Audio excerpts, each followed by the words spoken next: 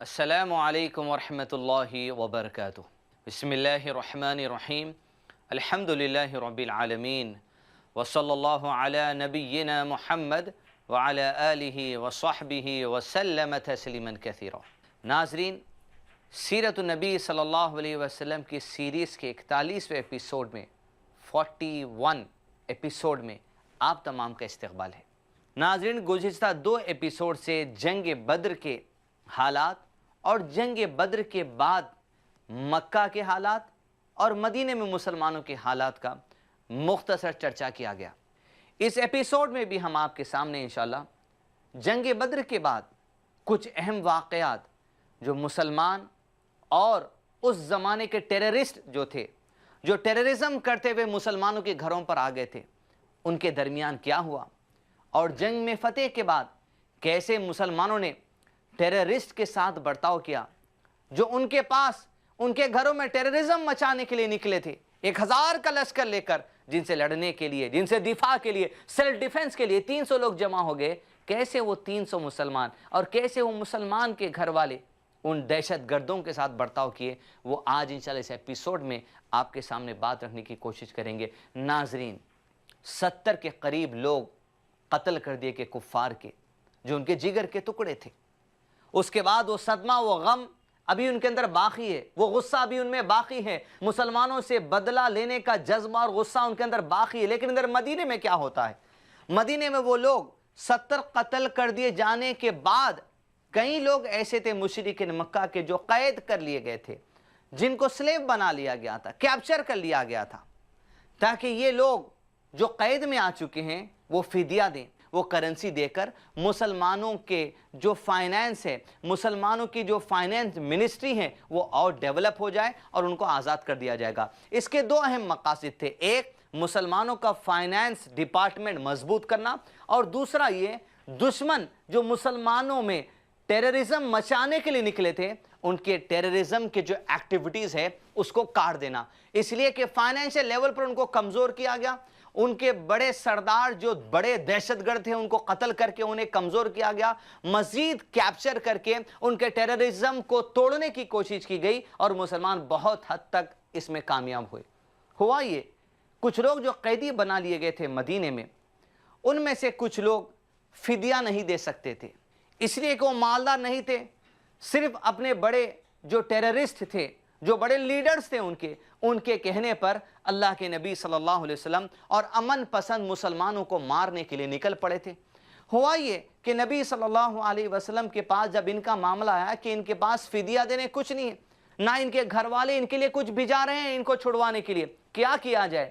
ناظرین، دنیا ایسی مثال دیکھ نہیں سکتی کہ اپنے قیدی کے ساتھ، کیپچرڈ سولجر کے ساتھ ایسا سلوک کہ اس کے پاس جو علم ہے، جو قابلیت ہے، اس کو اس کا فدیہ بنا لیا گیا۔ ناظرین، سوچ کے دیکھیں، دنیا شاید کبھی اس معاملے کی طرف توجہ نہ دے، لیکن اسلام، مسلمان اور اسلام کے آخری پیغمبر محمد رسول اللہ صلی اللہ علیہ وسلم، جس کے قلب اتھر پر سب سے پہلی وحی جو نازل ہوئی، اقرأ بسم ربک الذی خلق، جہاں وہ لوگ، وہ کفار جو قید کر لیے گئے تھے، جن کے پاس فدیہ دینے پیسہ نہیں تھا، ٹیکس دینے پیسہ نہیں تھا، ان لوگوں سے اللہ کے نبی صلی اللہ علیہ وسلم نے کہا، اچھی بات ہے، تمہارے پاس علم ہے، تم عربی زبان لکھ سکتے ہو، تم عربی زبان پڑھ سکتے ہو، مدینے میں جو ہمارے نوجوان بچے ہیں، ایک آدمی کو 10 نوجوان بچے حوالے کر دیے جائیں گے، انہیں لکھنا پڑھنا سکھانا، جب وہ لکھنا پڑھنا کے قابل ہو جائیں گے،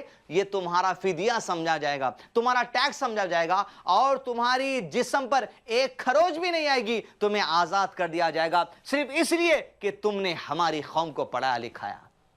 ناظرین، یہ کیسا اصول ہے جو آج میڈیا دنیا کے سامنے نہیں رکھتی کہ اسلام کے ماننے والے ان کے اوپر حملہ کرنے والے لوگوں پر، یا آج کی ٹرمینالوجی میں اگر کہوں تو اس وقت کے جو ٹیررسٹ تھے، جو ٹیررزم مچانے کے لیے مسلمانوں کے گھروں میں آئے تھے، ان ٹیررسٹ کے ساتھ یہ برتاؤ مسلمانوں نے کیا کہ آپ ہمارے بچوں کو پڑھا دینا۔ اس موقع پر ان والدین کو، ان نوجوان لڑکوں کو جو سکول کی طرف جا رہے ہیں، جو کالج کی طرف جا رہے ہیں، جو یونیورسٹیز کی طرف جا رہے ہیں، جو ریسرچ کی طرف آگے بڑھ رہے ہیں، ایک لمحے فکر ہے کہ علم کی کتنی بڑی اہمیت ہمارے پاس ہے۔ علم کا جو مزاج मुस्लिम कम्युनिटी में बन चुका है वो विदाउट टारगेट है। आपका बच्चा नर्सरी पढ़ता है, PP1 पढ़ता है, PP2 पढ़ता है, KG1 पढ़ता है, KG2 पढ़ता है, 10 तक जाता है, इंटर जाता है, डिग्री जाता है, आगे ग्रेजुएशन के लिए जाता है। क्यों? सिर्फ इसलिए जाता है क्योंकि दुनिया का दस्तूर बन चुका, आप उस दस्तूर के पीछे निकल गए। आज आपके पास जब आप आपके लड़के को किसी स्कूल या कॉलेज में एडमिशन दिलाते हैं, किसी वालिदैन के पास टारगेट नहीं है कि आपके बच्चे को आप बड़े होने के बाद करवाना आखिर क्या चाहते हैं। खास तौर पे लड़कियों के मामले में आज जो मिजाज मुसलमानों का बन चुका है, उनकी उम्र के 25 से 28 साल बर्बाद किए जा रहे हैं। आपकी मेहनत की कमाई को बर्बाद किया जा रहा है, आपकी औलाद के वक्त को बर्बाद किया जा रहा है, सिर्फ इसलिए कि आपके पास टारगेट नहीं है। वो इस तरह के आप सिर्फ अपनी ख्वाहिश के लिए अपनी लड़की को डॉक्टर बनाना चाहते हैं, अपने लड़के को डॉक्टर बनाना चाहते हैं। बिलखुसूस लड़कियों के मामले में इतनी लापरवाही आज वालिदैन के अंदर है, क्योंकि अल्हम्दुलिल्लाह बच्चियां लड़कों से शायद ज्यादा अच्छे पढ़ाई में जो सो महसूस होती हैं, जिसके नतीजे में वालिदैन उन्हें डॉक्टर बनाना चाहते, MBBS करवाते हैं। 5 साल 6 साल 8 साल लगा देते जिंदगी के, लेकिन क्या होता है? सिर्फ इसलिए, सिर्फ इस वजह से कि आपके खानदान में बात पता चल जाए कि मेरी लड़की डॉक्टर बन चुकी है।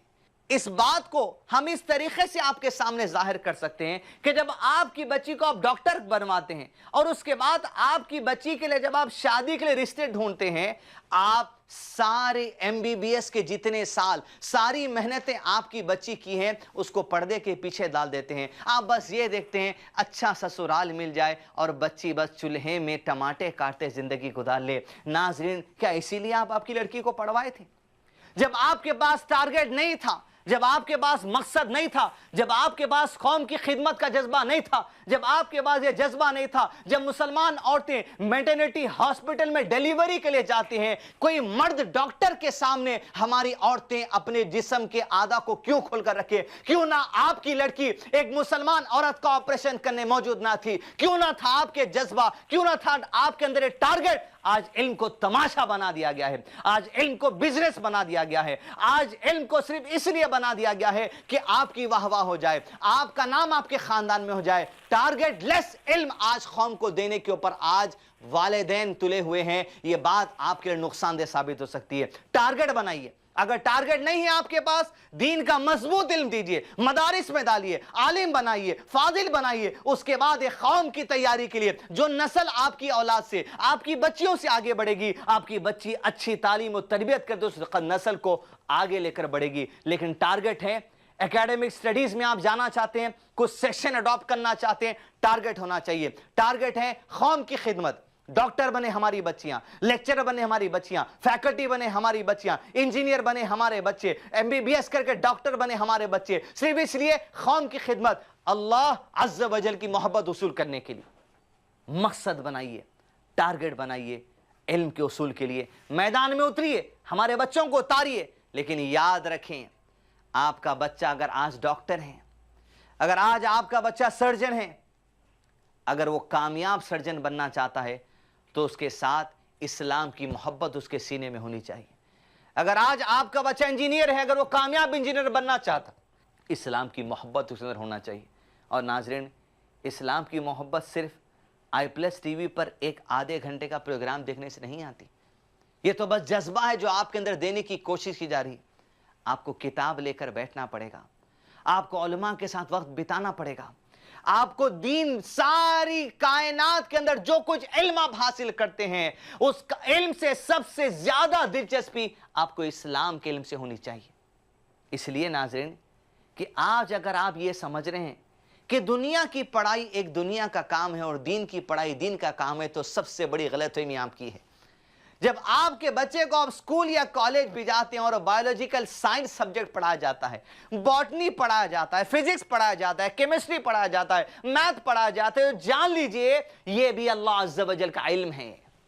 तौहीद, तौहीद की 3 कैटेगरीज उलमा ने बांटी है। सबसे पहले तौहीद अल-रुबूबियत, तौहीद अल-उलूहियत, तौहीद अल-अस्मा व सिफात।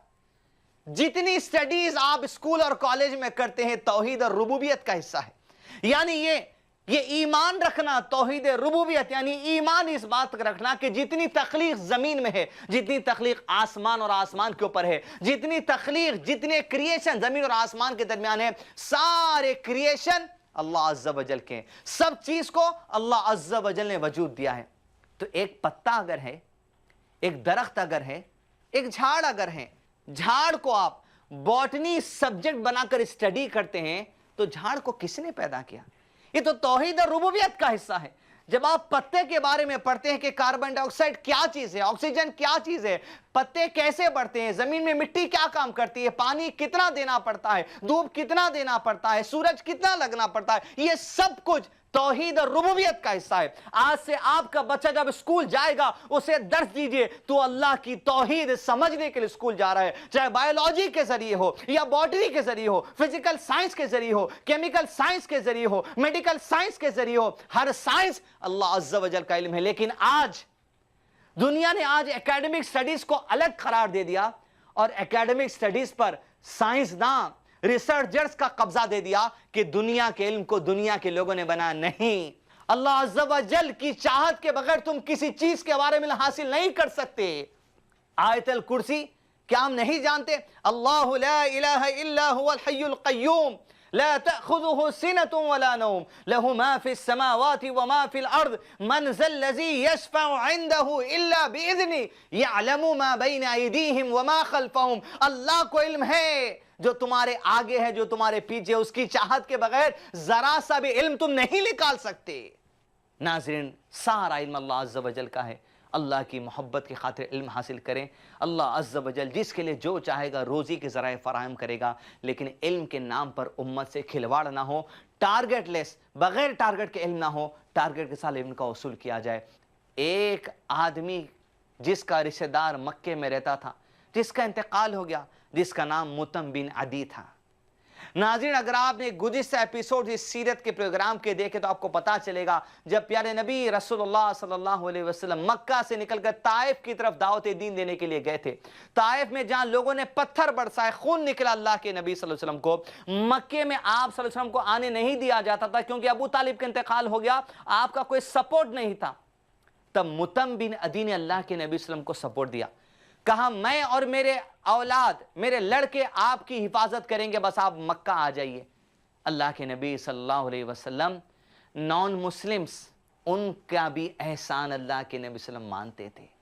اللہ کے نبی صلی اللہ علیہ وسلم نے بدر میں گرفتار ہوئے ان قیدیوں سے یہ کہا کہ آج تمہارے پاس فدیہ دینے کچھ نہیں ہے، مجھے متم بن عدی جو انتقال کر چکا ہے، جو مشرک تھا اس وقت میں، اس نے میرے اوپر ایک احسان کیا تھا، مجھے مکہ بلا کر پناہ دی تھی اور اس کی پناہ کی وجہ سے مکے کے کوئی لوگ مجھے نہیں مارتے تھے۔ آج اگر متم بن عدی زندہ ہوتا اور مجھے ایک بار کہہ دیتا اے اللہ کے رسول صلی اللہ علیہ وسلم ان مشرکین کو آپ آزاد کر دیجئے، قسم اللہ کی میں اس کے احسان کا بدلہ چکانے ان تمام جو سو غلاموں کو آزاد کر دیتا۔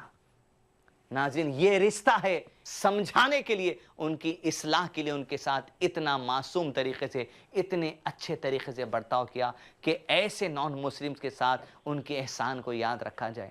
ناظرین، اگر آج ہمارے گھر کے بازو کوئی ہندو بھائی رہتا ہے، کوئی کرسچن بھائی رہتا ہے یا کوئی نان مسلم رہتا ہے، اس نے کبھی اگر ہماری زندگی میں ہمارے ساتھ کچھ احسان کر دیا، کچھ اچھا بیہیو کر دیا، کچھ اچھا معاملہ کر دیا، چاہے آپ کو ایک کول ڈرنک کیوں نہ پلا دے، اس کے احسان کا بدلہ ضرور دینا۔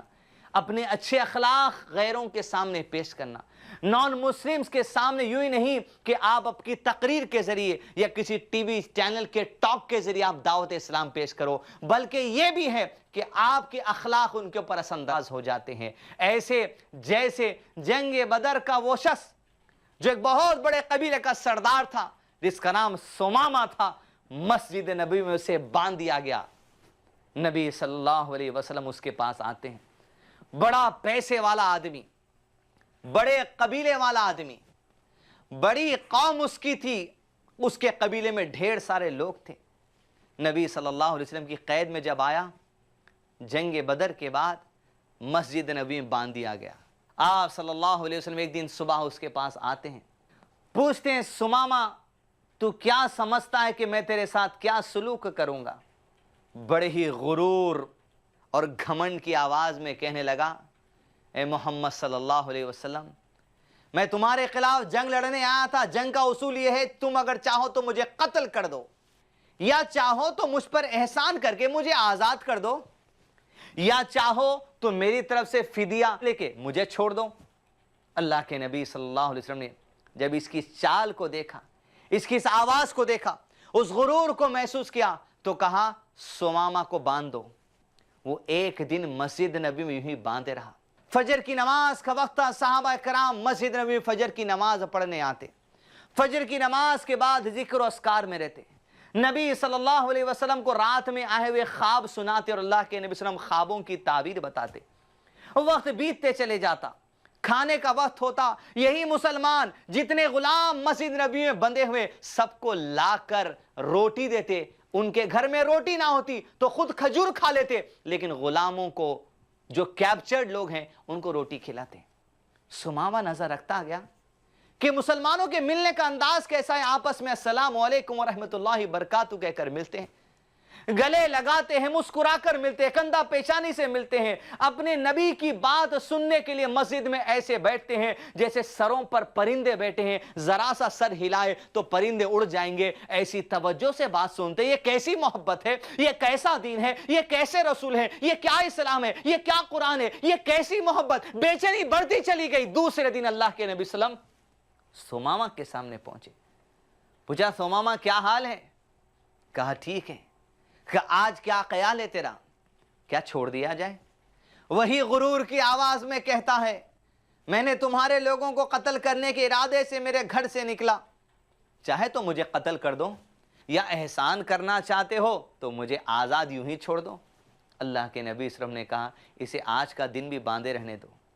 پھر وہی کیفیت، پھر فجر اور ظہر اور عصر اور مغرب اور عشاء میں مسلمانوں کا آنا جانا دیکھتا ہے، اصحاب صفا کو دیکھتا ہے کہ مسلمانوں کی ایک جماعت ہے جو اسلام کے کام کے لیے ساری زندگی کے کام کو چھوڑ کر اپنے آپ کو وقف کر چکے، دنیا کے کام چھوڑ کر اور دین اسلام کی جو سو تبلیغ کا کام کر رہے ہیں، دین اسلام کی جو سو ریسرچ کا کام کر رہے ہیں، احادیث کو نوٹ کرتے چلے جاتے، مسلمان ان کو کھانا لے کر دیتے۔ وہ لوگ جو مکہ چھوڑ کر آ رہے ہیں مدینہ، ان کے لیے وہاں پر چھپڑ کا انتظام کیا گیا ہے، ان کے رہنے کا انتظام کیا گیا ہے۔ یہ مسجد نبی صرف نماز کے لیے استعمال نہیں کی جاتی، وہ دیکھتا ہے کہ یہاں نماز بھی پڑھی جاتی ہے، یہاں مریض کے لیے بستر بھی لگا جاتا، یہاں اصحاب صفا ہے جو مسجد نبی یونیورسٹی کا کام کرتی ہے، یہاں پر جو سو غریبوں کی مدد کی جاتی ہے۔ دیکھ کر پریشان ہے کہ تیسرے دن اللہ کے نبی صلی اللہ علیہ وسلم آتے کہتے ہیں ثمامہ آج کیا خیال ہے؟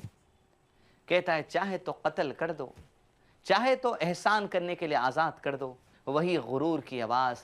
تیسرے دن پیارے نبی رسول اللہ صلی اللہ علیہ وسلم کو اندازہ ہو چکا تھا کہ مسلمانوں کے اخلاق کا اثر ایک غیر مسلم پر کتنے گھنٹوں میں پڑتا ہے۔ اللہ کے نبی صلی اللہ علیہ وسلم نے کہا ثمامہ کو آزاد کر دو۔ بیڑی کھولی گئی، ثمامہ مسجد نبی سے نکلا، دور باہر چلا گیا، بڑی دیر کے بعد واپس پلٹ کر مسجد نبی آیا اور اللہ کے نبی صلی اللہ علیہ وسلم کے پاس جاتا ہے، کہتا ہے اشہد ان لا الہ الا اللہ واشہد ان محمدًا عبدہ ورسولہ صلی اللہ علیہ وعلی آلہ وصحبہ وسلم تسلیما کثیرا۔ صرف اخلاق نے ایک ٹیررسٹ کا دل جیت لیا۔ آج معصوم مسلمانوں کو ٹیررسٹ کہا جاتا ہے، لیکن یہ مسلمان وہ ہے جو ٹیررسٹ کے دل اپنے اخلاق سے جیت کر اسلام کی دعوت اپنے اخلاق کے ذریعے دینے والا مسلمان اس کا نام ہے، سنت اس کا نام ہے، اسلام اس کا نام ہے، محمد رسول اللہ صلی اللہ علیہ وسلم اس شخصیت کا نام ہے جو اپنے اخلاق کے ذریعے لوگوں کو اسلام کی دعوت دیتے۔ ناظرین، ثمامہ صرف اخلاق سیکھ کر رضی اللہ عنہ اپنے لگا چکے۔ آج کیا اخلاق ہے ناظرین ہمارے؟ اخلاق کے کس لیول پر ہیں؟ غصہ کا ہمارا آج ریشیو کیا ہے؟ صبر کرنے کا ریشیو ہمارے پاس کیا ہے؟ چھوٹی بات پر جھگڑے، بڑی بات پر جھگڑے، معمولی بات پر جھگڑے، ایک پاؤڈر پر جھگڑا، ایک دودھ کی پیکٹ پر جھگڑا، حتیٰ کہ بات طلاق طلاق طلاق تک چلی جاتی ہے۔ ناظرین، اپنے اخلاق کو سنواریے، دین کا علم حاصل کیجئے، اللہ کے نبی صلی اللہ علیہ وسلم کی سنتوں کا علم حاصل کیجئے۔ گزشتہ ایپیسوڈ میں جو اصول بیان کیا گیا تھا وہی اصول کے ساتھ اس ایپیسوڈ کا بھی اختتام ہے۔ اعلموا ان الاسلام هو السنہ व सुन्नत वल इस्लाम। इस्लाम अगर जानना चाहते हो तो प्यारे नबी मोहम्मद रसूलुल्लाह सल्लल्लाहु अलैहि वसल्लम की ज़िंदगी का नाम ही इस्लाम है। और सुन्नत क्या है? सुन्नत इस्लाम को कहते हैं, इस्लाम सुन्नत को कहते हैं। ना इस्लाम सुन्नत से जुदा है, ना सुन्नत इस्लाम से जुदा है। अगर इस्लाम और सुन्नत से जुदा है तो आज का शायद मुसलमान है, शायद आप हैं, शायद हमें। जो जुदाई हमारे अंदर इस्लाम और सुन्नत से आ चुकी है, उस जुदाई का खात्मा करें, इस्लाम के करीब हो जाएं। इस टीवी चैनल के ज़रिए आपके सामने प्रोग्राम का मकसद, ढेर सारे प्रोग्राम का मकसद सिर्फ एक ही है।